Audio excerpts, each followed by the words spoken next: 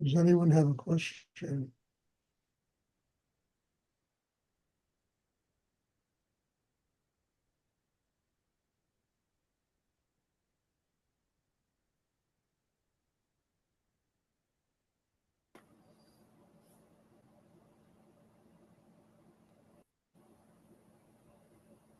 Stuart, Yes. uh, today is the New Year in the Jewish faith.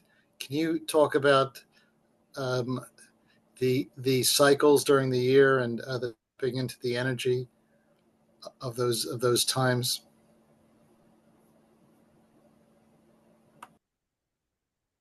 You know, we have a new year here. They have a new year in Israel. The Muslims have another new year. The Greeks have another new year. It all gets back to a simple reality. It's the end of a cycle. It's the beginning, the new opportunity, for something creative to happen and new that can happen in one's life. And I think time reveals that to us. We have monthly cycles, we have daily cycles, we have minutes, everything is in cycles. Everything begins and ends and gives birth to something new. New Year is probably, it's almost like a smack in the face. Wake up. It's time for renewal. It's time for, to pledge that you're going to do more creative things and more conscious things in your life. And I think it's very important because we need to be reminded of this. We forget. We forget how important it is, to undergo these deaths and rebirths in order to tap a whole new sense of creative energy. As Rudy said, a deeper sense of surrender, so that our consciousness can evolve to a much more transcendental place, get closer and closer to spiritual enlightenment. Time is wonderful for that. Time is a very good friend when one uses it consciously, when one begins to recognize, beginnings and endings and cycles, recognizing them in days and weeks and months and seconds and years, in the constant renewal and change that goes on in the universe. Time is a great gift. It also is one of the worst enemies of people because people get freaked out that they're getting older, they're getting closer to dying, and mostly it's a lack of consciousness. It's a lack of, any kind of deep inner work that enables them to connect with the transcendental. So I really believe that, like Rosh Hashanah, the celebration of the new year, the celebration of our new year, it's a very sacred thing. And instead of going into it drunk as a skunk, should go into it and embrace it with open arms and open heart and embrace the new,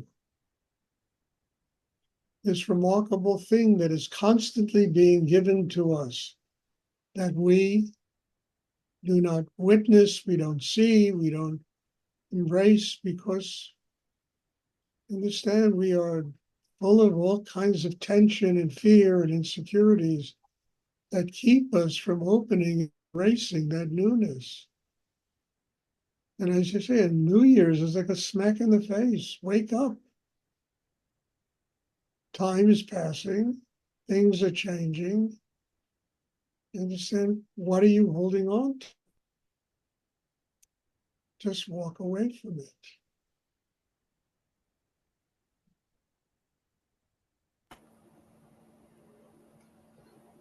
Thank you, Stuart. You're welcome. I wish more people would see the world this way. We have more peace, than we have. But, very few people see the world this way. New Year's is a time of celebration, getting drunk, partying, and in general, just wasting a lot of energy. And then you get up the next day and you're without that energy. Or the ability to truly embrace the newness that is manifested.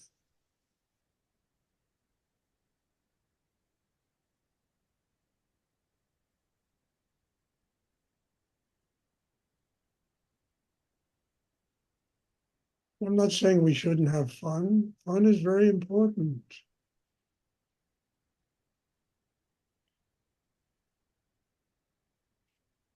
But, to piss away one's energy and screaming and yelling. I mean, I used to, it's a funny thing, years ago when I lived in Texas, I haven't done this in a long time. I used to go to basketball games, and I would always go in the last 10 minutes, last quarter.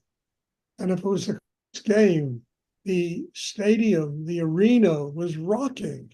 There was so much energy in the atmosphere of people screaming and yelling and cheering. And I would just sit there and do a meditation. It was unbelievable, taking in that energy. It's also the energy of the new year. The whole world is drunk and screaming and yelling. Just take in the energy. It's another way that God sends us energy.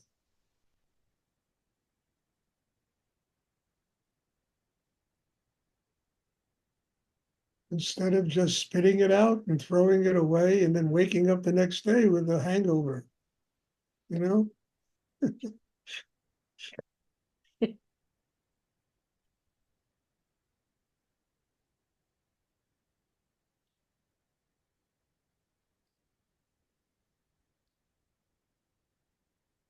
Now, does anyone else have a question? Hi, Stuart. You have to speak up, Aileen. I can't hear you. Hi. Hi, make your thing a little louder. Hi. Can you Hi. listen? Hi. um, I want to say that I feel really good everywhere I go, like in the dark, in the light, wherever I go. I feel like with a lot of confidence. So I Hang think on it's one then. second. Mhm. All right, go ahead. Okay.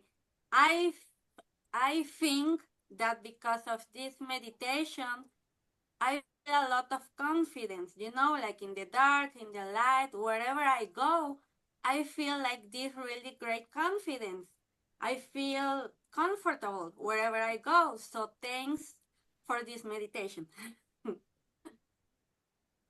Aileen, that's part of growing. You're no longer intimidated by life. You're no longer threatened by things. Your insecurity. Look, when you first started here, you were rather an insecure person. And there's nothing wrong with that. I also, when I first started.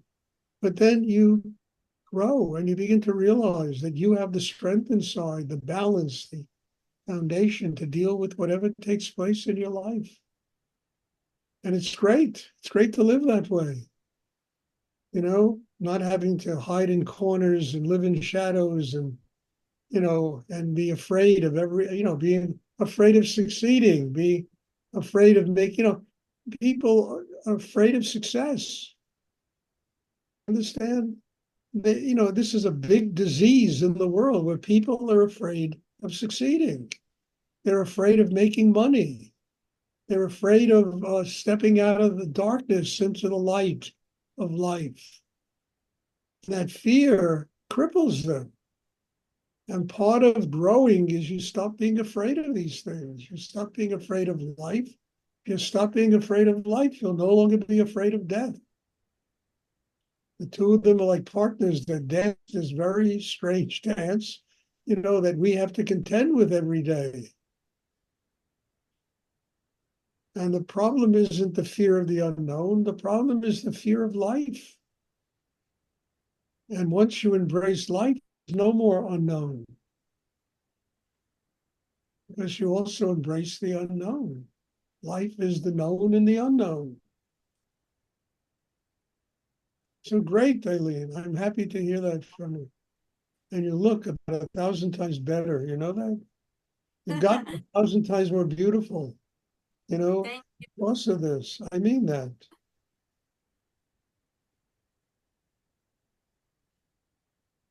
It'd be great if we could get more people in Mexico doing this work. Maybe you have Yes. friends that want to come, you know? I mean it. I'm open. I used to go to Mexico. I had big crowds of people that used to come. And I was in Mexico City. And I don't know what happened to them all. But there were big crowds. But it would be a wonderful thing to have people in Mexico do this and cross the borders, you know, not having to worry about legal or being illegal, you know.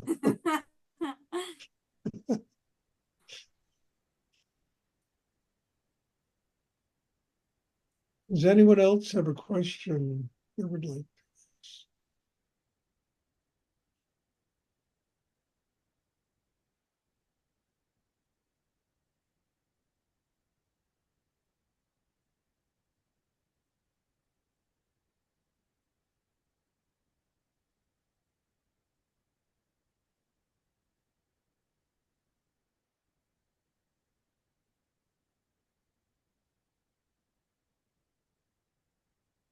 Zoom can let us cross borders without feeling like we need even a passport. It's kind of nice.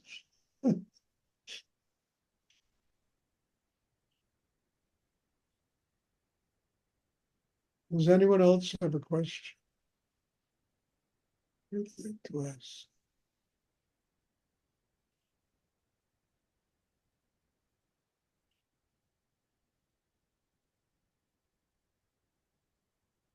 Okay. If there are no more questions, then there will be